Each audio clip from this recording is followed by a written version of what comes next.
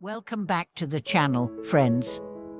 I'm truly honored that you've joined us today. If this is your first time here, this is a space where we dive deep into spiritual wisdom, explore truths that can illuminate our lives, and most importantly, question what we often take for granted. Today, I want to start with a question that hits close to home for many of us. Have you ever asked yourself, why is it that I am always kind to others, but they don't return the kindness? You try to be patient, you offer help, you avoid conflict, yet what you receive is often coldness, misunderstanding, or even betrayal. If this has been your experience, then stay with me till the end of this video. What you're about to hear is not some feel-good cliché, not a recycled self-help mantra. It is a core truth in Buddhism that goes beyond psychology or social etiquette. It's about karma, the law of cause and effect. And understanding it could shift how you see every interaction in your life. The law of karma states this: everything you do, say, or think sets into motion a cause, and eventually, that cause produces a corresponding effect. It might not show up instantly. It might take time, a year, 10 years, even a lifetime or more, but it always comes. Karma is not punishment or reward, it's energy returning to its source. And now, let's tell some stories. There was once a man who lived his entire life helping others. He was honest in business, generous with his wealth, and kind even to strangers. But his later years were filled with illness and hardship. People would whisper behind his back, "What's the use of being so good if this is what he gets?" But what they didn't know is that this man, on his deathbed, passed away with a smile and left behind a legacy so profound that generations remembered him not for his wealth, but for the goodness he sowed. His children, despite humble beginnings, all grew up to be successful, not because of inheritance, but because of the respect and goodwill their father earned for them. The law of cause and effect works not only on an individual level, but across generations. There's a common Buddhist teaching: good brings good, evil brings evil. It's not that it won't be repaid, it's just that the time hasn't come yet. We are like farmers sowing seeds. You don't plant a mango seed and expect a fruit the next morning. You water it, you wait, you protect it from storms, and then, one day, it bears fruit. The same goes for kindness. But we live in a fast-paced world where immediate results are worshipped. Social media gives us instant feedback, likes, comments, shares. We start to expect the same immediacy from life. We think, "How was nice to her yesterday? Why is she still ignoring me today?" But karma doesn't operate on our timeline. It operates on a cosmic one.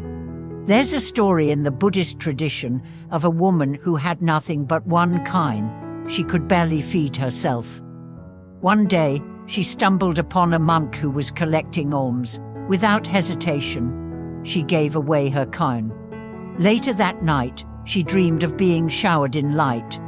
In that dream, the Buddha said to her, "Your giving has moved the heavens," and not long after, her fortune turned.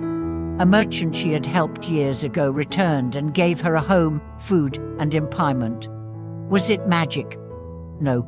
It was a seed that had finally found its time to bloom. You see, karma doesn't forget. The universe keeps perfect records, not in the way humans do, but in the language of vibration and intention. Every time you think a kind thought, it vibrates into the world. Every time you help someone with no agenda, it adds to your karmic merit. Every smile, every silent prayer for another, every act of forgiveness, they all count. Let's dive deeper with more examples. I knew a man who worked in a corporate office where everyone was backstabbing each other for promotions. He, however, chose a different path. He focused on doing his work well, supporting his team, never engaging in gossip. He was passed over many times, and people mocked him for being naive. But one day, a major shake-up occurred in the company. The new CEO was someone who had once received his quiet help during a difficult project years ago. The man was immediately promoted, not because he was ambitious, but because he was remembered for his integrity. Karma, again, found its way. But what about those times when kindness seems to backfire? You go out of your way to help someone, and they not only don't appreciate it, they lash out at you. What then? The answer lies in understanding that karma isn't about the other person, it's about you. When you are kind, you change your frequency. You become lighter, clearer, more attuned to the flow of life. Even if others respond with darkness, you've already planted light. Their reaction doesn't negate your seed, it just reveals where they are in their own journey. And sometimes, the kindest act you can do is to walk away, not in anger, not in pride, but in love for yourself. Kindness includes self-kindness. If someone continually abuses your generosity, karma does not ask you to be a doormat. It asks you to act from wisdom. Help where you can, detach where you must. Now let's explore a concept central to this topic: unconditioned kindness. True compassion expects nothing. It gives not because it wants recognition, but because it has recognized the interconnectedness of all beings. The Buddha didn't say, "Be kind and you'll be rewarded." He said, "Be kind because suffering is real and we can ease it." Imagine a world where people helped each other without waiting for applause. Imagine if your kindness was your signature, not your weakness. That's the kind of energy that transforms not just lives, but entire lifetimes. Let me tell you about a woman who, every morning, lit a small candle for the suffering of the world. She didn't know much about Buddhist philosophy. She wasn't a monk or a nun, but every morning, she whispered, "May all beings be free from suffering." Decades later, her children became spiritual teachers. Her grandchildren grew up full of compassion. Her entire lineage carried a warmth that people could feel. She had lit more than a candle. She had lit a karmic torch. So let me ask you again, why are you kind to others? Is it for approval? For love? For validation? Or is it because that is who you choose to be? Kindness is not about transaction.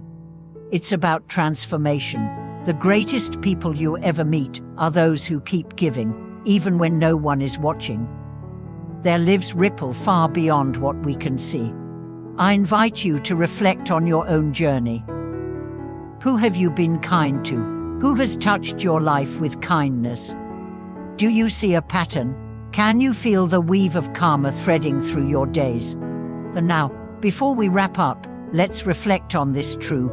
Life doesn't always reward you immediately, but it always records your intentions. Keep doing good, keep planting seeds, keep smiling even when it's hard. Your future self will thank you. And one day, when you least expect it, all the good you did will come back to you multiplied. Thank you so much for watching this video. I hope it brought you clarity, encouragement, and a renewed sense of faith in the invisible hands of the universe.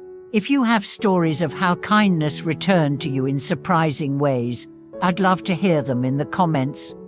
Don't forget to like, subscribe, and share this channel with those who walk the same path of light. Your support helps us grow this space of wisdom and compassion.